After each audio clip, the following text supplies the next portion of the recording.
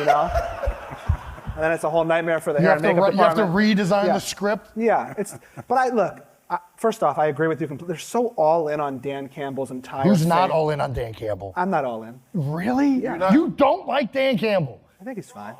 He's fine. I think it's all well and good right now because they've been like the most dog shit team in sports history for like the past 20 years, and it's so exciting for everybody. 50 years. Yeah.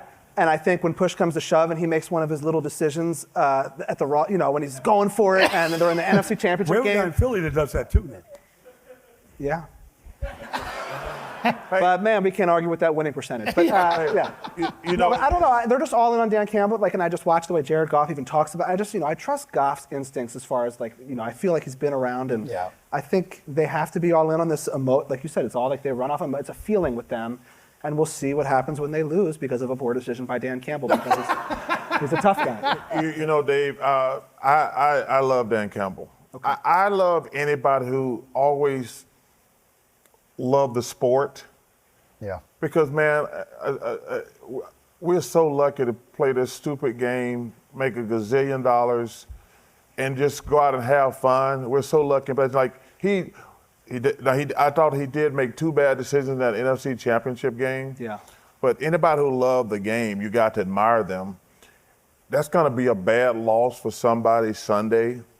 Because not only you lose the home field throughout, you got to go on the road. Yeah, it's crazy. To either probably Philadelphia, or so that. Like, they'll start with Tampa Bay most likely. Yeah. But listen, he could have rested, had all of his guys ready to beat Minnesota, and had the bye potentially after that. Now they might get no bye.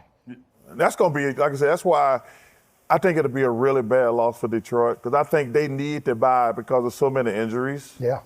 And I want to see him do well because I like what he's accomplished in Detroit. Agree. Because, when you take over a team that bad and you see what he's taking them, you got to be impressed because that team is taking over his personality. It is 100% taking his personality, and that's hard when you have decades upon decades of meaningless football games, like you're out of it halfway through the year. Yeah. It is so hard to establish a winning culture in a toughness and like an every game matters mentality. Yeah. And he's done unbelievably. And there's nothing like everybody talk about all the money and all the fame and stuff. Man, when you're on a bad team, it's brutal. Like there's nothing worse. There's nothing worse. Like there was a couple times I was here in Philly, and we were. You keep coming back to Philly talking about bad teams. Yeah, I appreciate y'all trading that number one pick. I really appreciate y'all trading that number one pick. Miss you, Brad Daugherty.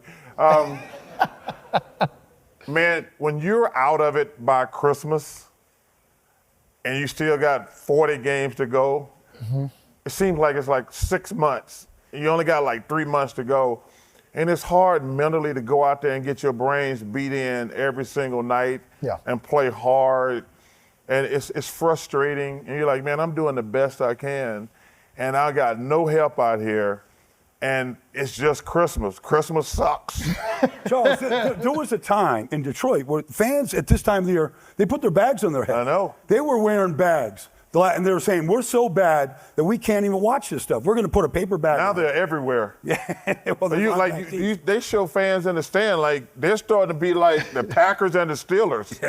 Yeah. The cheeseheads, the towel, now they got the bags. Yes. Yeah. Oh, guys, I see Gene over there again. We need to take a quick commercial break. We'll be back right after this.